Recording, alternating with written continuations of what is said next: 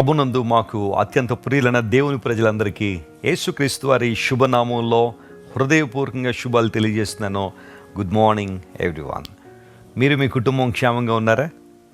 ప్రార్థనలు ఎదుగుతున్నారా? ప్రతిరోజు దేవుని వాక్యాన్ని చదువుకుంటున్నారా?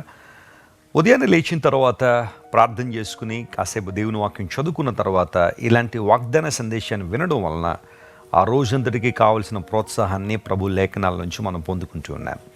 దేవుడు మాకు అనుగ్రహించిన కృపను బట్టి మరియు బాధ్యతను బట్టి మేము ప్రభువును స్తుతిస్తూ దేవుని వాక్యాన్ని ఉన్నదన్నట్టుగా మీ ముందు ఉంచడానికి, మీ అందరి కొరకు ప్రార్థనా విజ్ఞాపనలు చేయడానికి ప్రభువు మాకు అనుగ్రహిస్తున్న అవకాశాలను బట్టి ప్రభువును స్తుతిస్తున్నాం. మీలో చాలామంది మా కోసం ప్రార్థన చేస్తున్నారు, ఈ పరిచర్యకు సహకరిస్తున్నారు. మీకు కూడా యేసయ్య నామం పేరిట కృతజ్ఞతలు తెలియజేస్తున్నాను. ప్రతిరోజు ఒక వాగ్దానాన్ని చదువుతున్నాం కదా, ఈరోజు కూడా వాగ్దానాన్ని చదువుకుందాం. పరిశుద్ధ గ్రంథాలు తెరవండి. 105వ కీర్తన 37వ వచనాన్ని చదువుకుందాం. Psalm 105 and verse 37. అక్కడ నుండి తన జనులను వెండి బంగారములతో ఆయన రప్పించెను, వారి గోత్రములలో నిస్సత్తువ చేత తొట్టిల్లువాడొకడైనను లేకపోయెను. Praise the Lord. There was not one feeble person among their tribes.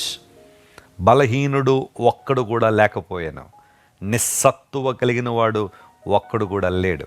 ఆమేన్. ఎంత బాగుందో ఈ మాట కదా. దేవుడు తన ప్రజల జీవితాల్లో స్టెప్ బై స్టెప్ ఎలాంటి అద్భుతాన్ని, ఆశ్చర్యకాన్ని జరిగించారో ఈ 105వ కీర్తనలో చాలా స్పష్టంగా మనం చూస్తూ ఉంటాం.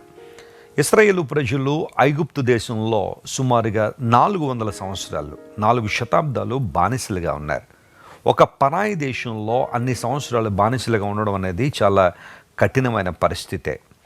రాను రాను వారు విపరీతమైన బాధలకు గురి చేయబడ్డారు. ఒక మాటలో చెప్పాలంటే ఐగుప్తీయులు ఇశ్రాయేలు ప్రజలను చాలా కఠినమైన దాస్యంలోకి నెట్టేశారు. బైబిల్ గ్రంథంలో ఐగుప్తు అనేది దాస్యగృహంతో పోల్చబడింది. ఇశ్రాయేలు మొదట ఆ ప్రాంతానికి వెళ్ళినప్పుడు గోషెను ప్రాంతం చాలా సమృద్ధిగా ఉన్నట్టుగా చాలా చక్కగానే కనబడింది. కానీ రాను రాను అదే ప్రాంతం లేదా అదే దేశం వారిని అణిచివేస్తున్న ప్రాంతంగా మనం చూస్తున్నాం. యోసేపును ఎరుగని ఫరో రావడం, కఠినమైన నిర్ణయాలు తీసుకోవడం, ఇశ్రాయేలు ప్రజలను అణిచివేయాలనే నిర్ణయాలు తీసుకోవడం వలన ఇశ్రాయేలు ప్రాణములు విసిగిపోయినని బైబిల్లో రాయబడింది. అయితే దేవుడు అబ్రహాము, ఇస్సాకు, యాకోబులకి ఇచ్చిన వాగ్దానాన్ని బట్టి, వారికి ఇచ్చిన మాటను బట్టి దేవుడు వారిని జ్ఞాపకం చేసుకుని మోషేను ఏర్పాటు చేసుకుని వారికి విడుదల ప్రకటించాడు. ఎక్సడస్ అనగా ఎగ్జిట్, డిపార్చర్, నిర్గమము, బయటికి రావడం అని అర్థాలు. ఆ గ్రంథంలో ఇశ్రాయేలు ప్రజలు ఏ విధంగా బయటకు వచ్చారో స్పష్టంగా మనం చూస్తాం. అంత మాత్రమే కాకుండా దేవుడు తన ప్రజలను బయటికి తీసుకురావడంతో పాటుగా బయటికి వచ్చిన తర్వాత దేవుడు వారి జీవితంలో ఎలాంటి అద్భుతాలు చేశారో స్పష్టంగా మనం చూస్తున్నాం. అయితే ఇక్కడ చదవబడిన వాక్య భాగంలో దేవుడు వారిని వెండి బంగారముల చేత బయటికి రప్పించాడట. ఆ మాట అర్థం ఏంటి? ఐగుప్తీయులు ఇశ్రాయేలు ప్రజల్ని దోచుకున్నారు, వారి కష్టాన్ని దోచుకున్నారు, వారి శ్రమను దోచుకున్నారు. కొన్ని వందల సంవత్సరాల పాటు వారి శ్రమను, కష్టాన్ని దోచుకుని వారికి ఏమీ ఇవ్వకుండా నిశ్చేష్టులుగా వారిని నిలబెట్టేశారు. But there was one day when God remembered them, when God wanted to proclaim deliverance upon their lives, he took them out with a great blessing. దేవుడు వారిని గొప్ప ఆశీర్వాదంతో బయటికి తీసుకొచ్చాడు.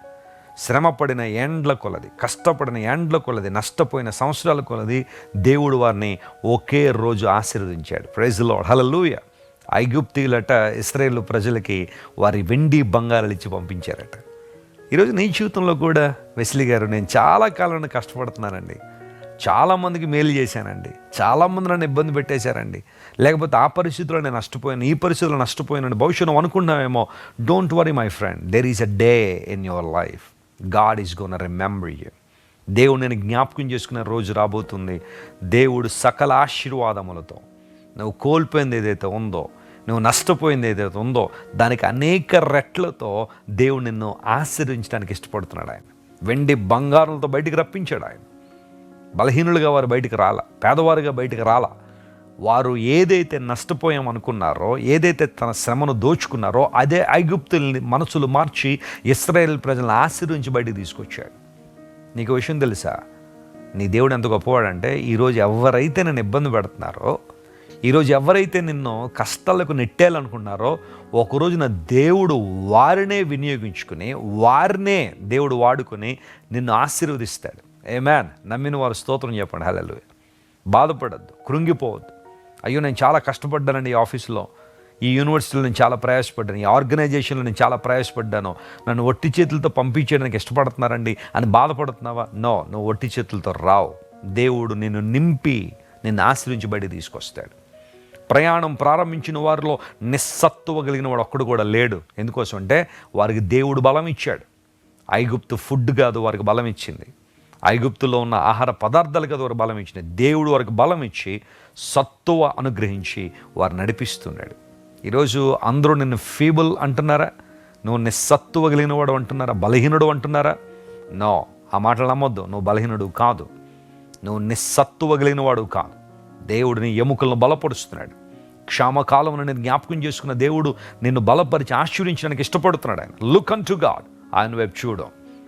దేవుడు నీకు బలాన్ని ఇస్తున్నాడు. ఆయన నన్ను బలపరచు అనేది నేను సమస్తము చేయగలనని పౌలు భక్తులు అన్నట్టుగా you can say that I can do all things in God who strengthens me. నన్ను బలపరచు నా దేవుడు నాతో ఉన్నంతకాలం నేను ఏదైనా చేయగలను. అలాంటి దృక్పథంతో ముందుకు సాగిపోవాలి.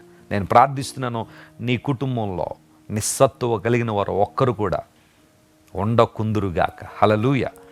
నీ కుటుంబంలో బలహీనులు ఉండకుందురుగాక.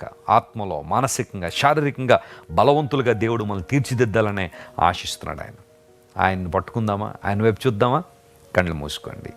ప్రేమగల తండ్రి, ఇశ్రాయేలీలను ఆస్తితో బయటికి తీసుకొచ్చావు, వెండి బంగారాలతో బయటికి రప్పించావు. వారు ఎంతకాలం దోచుకొనబడ్డారో ప్రభువా, ఎంతకాలం వారి శ్రమను దోపిడీ చేశారో అంతకు రెట్టింపుగా ఇశ్రాయేలును ఆశీర్వించి బయటికి తీసుకొచ్చావు. ఈరోజు మా ప్రియులు ఎంతమంది అయితే అలాంటి పరిస్థితులు ఉన్నారో వారిని మీరు దీవించండి. నీ వైపు వారు తిరుగుచున్నారు కనుక, నీ వైపు వారు తమ హృదయాలు కేంద్రీకరిస్తున్నారు కనుక మేలుతో వారిని నింపండి ప్రభువా. నిస్సత్తువ కలిగిన వాడు ఒక్కడు కూడా లేకపోయినా నీ వాక్యంలో రాయబడింది. ఎంత గొప్ప దేవుడు నాయన. మా కుటుంబాల్లో, మా సంఘాల్లో బలవంతులు మీరు లేవనెత్తండి నాయన. సత్తువ కలిగిన వారిని లేవనెత్తండి, బలపరుచు కృపలో వాడుకోనండి. అనారోగ్యంతో ఉన్న వారికి స్వస్థత ఇవ్వండి, విడుదల లేని వారికి విడుదల ఇవ్వండి. కన్నీటితో ఉన్న వారిని ప్రభువా నీ శాంతితో, నీ సమాధానంతో నింపండి. మేలుతో ప్రతి ఒక్కరిని జ్ఞాపకం చేసుకోండి. యేసుక్రీస్తు నామం పేరిట అడిగి వేడుకొనిచున్నాం తండ్రి. Amen, amen. God bless you dear friends. Have a wonderful day. మీరు ఇంతవరకు విన్న దైవ సందేశం మరియు దేవుని సేవకులు చేసిన ప్రార్థన మీకు ఆశీర్వాదకరముగా ఉన్నదని విశ్వసించుచున్నాము. ఈ సందేశాన్ని మీ స్నేహితులకు, బంధువులకు షేర్ చేయండి.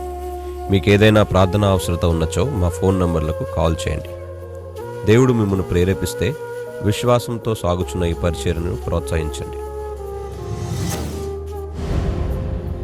మరిన్ని వర్తమానాలు, పాటలు వినుటకు జాన్ వెస్లీ మినిస్ట్రీస్ అను మా యూట్యూబ్ ఛానల్ను సబ్స్క్రైబ్ చేసుకొనండి.